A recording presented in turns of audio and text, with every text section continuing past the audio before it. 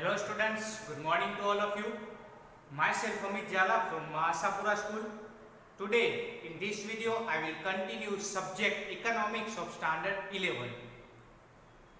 आज का हमारा क्वेश्चन है इनकम इलास्टिसिटी ऑफ डिमांड, जो आपकी टेक्स्ट बुक के पेज नंबर 31 पर दिया गया है.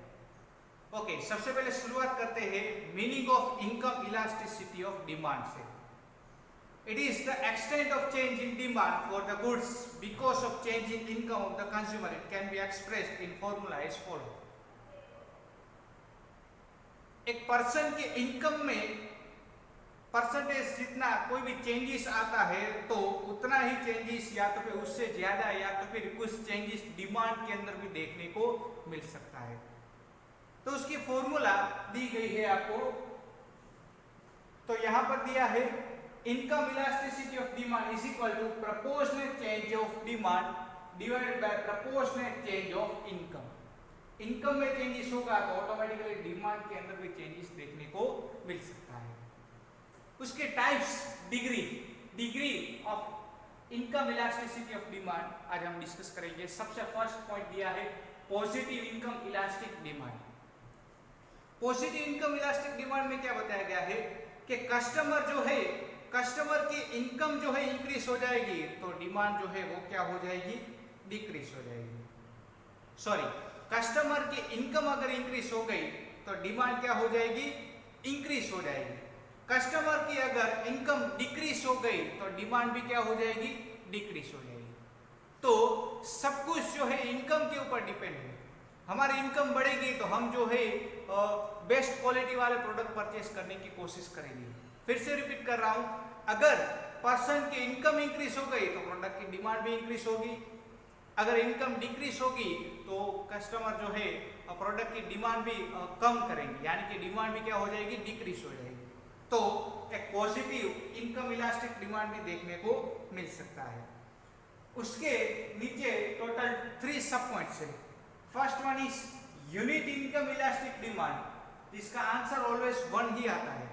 दिया गया है when a change of demand and change of income of consumer are proportionately equal then is known as a unitary income elastic demand. Person की इनकम में जितना चेंजेस देखने को मिलता है उतना ही चेंजेस डिमांड के अंदर भी देखने को मिल सकता है. पर्सन की 5% इनकम बढ़ गई तो 5% डिमांड भी बढ़ सकती है. 5% इनकम कम हो गई तो 5% जितनी डिमांड भी कम हो सकती है. तो जिसमें यह बताया गया है कि जितना चेंजेस इनकम में होता है उतना ही चेंजेस डिमांड के अंदर देखने को मिल सकता है. तो उसे कहते हैं हम यूनिट इनकम इलास्टिक डिमांड, जिसका आंसर ऑलवेज 1 ही आता है. Okay, next one is elasticity of demand greater than unity, यानी कि इसका आंसर ऑलवेज जो है वो ज्यादा ही आएगा. यानी कि इस पॉइंट के अंदर आपको यह बताया गया है when a change in demand is proportionately greater than a change in income of consumer then these types of income elasticity of demand is known as to be greater than unity. जिसमें ये बताया गया है कि demand में जो changes आता है वो इनकम की कंपेयर में ज्यादा होता है. इनकम मान लीजिए कि आपकी जो है कि 10% इंक्रीज हुई तो डिमांड आपकी 30% इंक्रीज हो गई. तो यहां पर यह बताया गया है कि इनकम के कंपेयर में डिमांड जो है वो ज्यादा, डिमांड के अंदर ज्यादा चेंजेस देखने को मिल सकता है. Clear to all?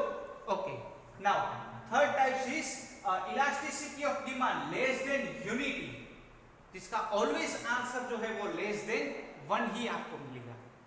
तो इस पॉइंट के अंदर यह बताया गया है when a change in demand is proportionately lesser than change in income of the consumer then these types of income elasticity of demand is known as to be lesser than unity. इस point के अंदर ये बताया गया है कि income में जितना चेंजेस होता है उससे कम चेंजेस जो है वो डिमांड के अंदर देखने को मिल सकता है. मान लीजिए कि आपकी इनकम जो है वो 20% इंक्रीज हो गई, आपकी इनकम 20% इंक्रीज हो गई तो डिमांड जो है सिर्फ और सिर्फ आपकी 5% ही इंक्रीज हो रही है. Clear to all?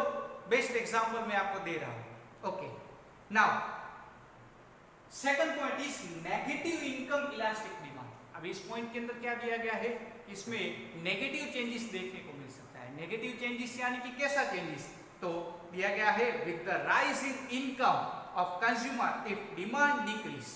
अब यहां पर ये बताया गया है अगर कस्टमर की इनकम बढ़ गई तो डिमांड कम हो जाती है। तो यहां पर क्या हो रहा है, नेगेटिव चेंजेस देखने को मिल रहे हैं। वैसे तो पॉजिटिवली देखा जाए तो क्या होना चाहिए, इनकम अगर हमारी इंक्रीज होती है तो डिमांड भी क्या होनी चाहिए, इंक्रीज होनी चाहिए। ओके, तो यहां पर वाइस वर्सा यानी कि उल्टा हो रहा है, इनकम इंक्रीज हो रही है तो डिमांड क्या हो रही है, डिक्रीज हो रही है, और इनकम डिक्रीज हो रही है तो वहां पर डिमांड क्या हो रही है, इंक्रीज हो रही है। तो नेगेटिव चेंजेस इनकम के अंदर भी देखने को मिल सकता है। For example bajra, kodari, coarse cloth, palmolein oil, vegetable ghee and extra, ये इसके सारे के सारे एग्जाम्पल्स हैं। Clear to all? Okay, now next point is zero income elastic demand. सबसे इजी में easy points.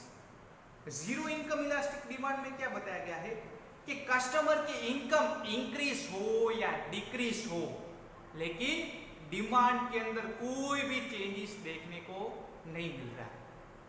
For example petrol, आपकी इनकम जो है वो इंक्रीज होगी तो भी आपको उतना ही पेट्रोल जो है गाड़ी के अंदर चाहिए। आपकी इनकम जो है वो डिक्रीज हो जाएगी, फिर भी हम पेट्रोल तो जो है गाड़ी के अंदर डलवाएंगे ही। एक और एग्जाम्पल, टूथपेस्ट का एग्जाम्पल लेते हैं।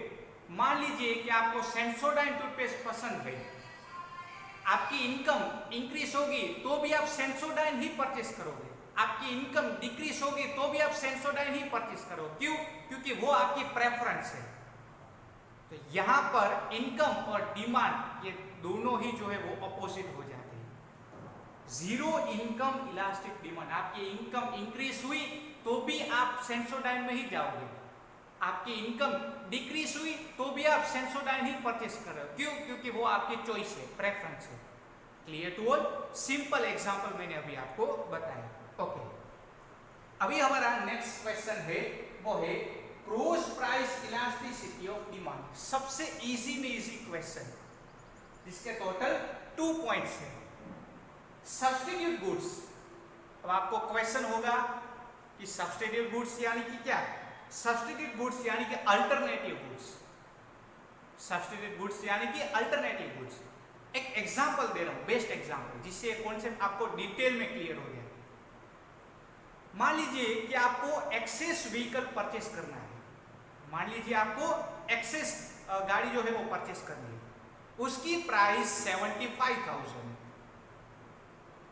अभी आप 75,000 पे कर सको उतनी आपकी कैपेसिटी नहीं है, लेकिन आपको वही सारे के सारे फीचर्स चाहिए आपको, लेकिन उसके और में भी एक अल्टरनेटिव ऑप्शन है, यानी कि उसे हम कहते हैं सब्स्टिट्यूट गुड्स। एक्सेस की जगह पर आप एक्टिवा भी परचेस कर सकते हो। तो ये कैसा गुड्स हुआ? Substitute goods. अगर एक्सेस की प्राइस इंक्रीज हो गई तो आप एक्टिवा में भी जा सकते हो। Clear to all? तो एक्टिवा भी एक अल्टरनेटिव ऑप्शन है आपके लिए। उसी तरीके से मोबाइल में भी अलग अलग ऑप्शंस देखने को मिल सकते हैं। अगर ओप्पो के मोबाइल की प्राइस हाई है तो आप वीवो का भी परचेस कर सकते हो। सेम फीचर्स दोनों में आपको मिल सकते हैं। Clear to all? Okay, second one is complementary goods. अब ये कॉम्प्लीमेंट्री गुड्स क्या है तो हम देखते हैं। Complementary goods are goods which are consumed together jointly. यहां पर खास अंडरलाइन कीजिएगा स्टूडेंट्स, फिर से रिपीट कर रहा हूं। Complementary goods are goods which are consumed together jointly. One good cannot be consumed without the other.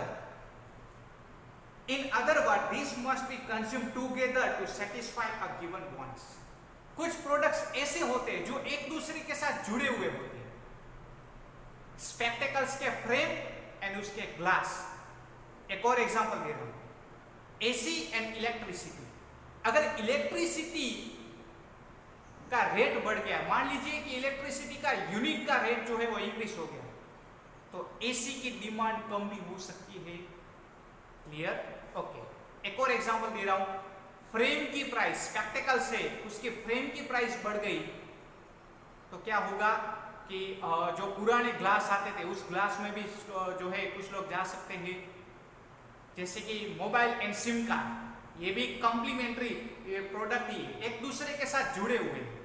बहुत सारे प्रोडक्ट्स ऐसे भी होते हैं जो एक दूसरे के साथ जुड़े हुए होते हैं। अगर दूसरे प्रोडक्ट मान लीजिए जुड़े हुए अदर प्रोडक्ट की प्राइस इंक्रीज या डिक्रीज हो गई तो उसकी इफेक्ट सीधी डिमांड के ऊपर आ सकती है। Clear to all? Okay, now final question, formula of cross elasticity of demand. ये आपको वन सेंटेंस में पूछी जा सकती है, बहुत ही बार ये फॉर्मूला एग्जाम के अंदर पूछी गई है, तो आपको ये फॉर्मूला कुछ भी करके आपको याद रखनी है, most time before one sentence. Okay, देखते हैं क्या है। Percentage change in demand for goods x, मैंने पर्टिकुलर कोई एक गुड्स ले लिया, एक्स नेम का गुड्स ले लिया, divided by percentage change in price for goods Y. ये क्या है फॉर्मूला? अगर प्राइस में चेंजेस हो गया तो ऑटोमेटिकली डिमांड के अंदर भी चेंजेस देखने को मिल सकता है, तो ये फॉर्मूला आपको याद रखनी है। ओके, इस चैप्टर का final question, methods of measuring elasticity of demand, जिसके सिर्फ और सिर्फ आपको पॉइंट सी याद रखने हैं। एक्सप्लेनेशन आपको 11 स्टैंडर्ड में नहीं दिया गया, वो आपको 12 स्टैंडर्ड के अंदर आएगा। तो क्या है वो पॉइंट्स, कैसे हेल्पफुल होते, तो उससे पहले थोड़ा सा हम मीनिंग देख लेते हैं। Okay, the law of demand expressed in inverse relationship between price and demand of the goods does not clear specify the extent of change in demand. Supposing if there is a 10% change in a price, this kind of specialization is proved by the concept. Okay, इस point के अंदर ये बताया है। आगे हमने इस chapter के अंदर लॉ ऑफ डिमांड जो है वो कंप्लीट किया है। लॉ ऑफ डिमांड के अंदर क्या था कि प्राइस में चेंजेस होता है तो डिमांड के अंदर भी चेंजेस देखने को मिल सकता है।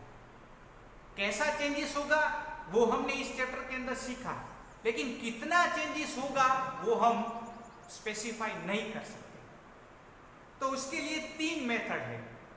First one is method proportionate change, second one is total outlay method and third one is geometric method. इन तीनों के तीनों मेथड को हम डिटेल में जो है वो 12 स्टैंडर्ड के अंदर डिस्कस करेंगे।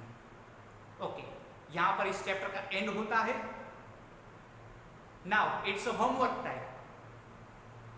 इस चैप्टर के एक्सरसाइज के जितने भी क्वेश्चंस है वो सारे के सारे क्वेश्चंस आपको नोटबुक में लिखने हैं, मेन नोटबुक के अंदर लिखने हैं। नोटबुक के टोटल 5 इंटरनल मार्क्स है।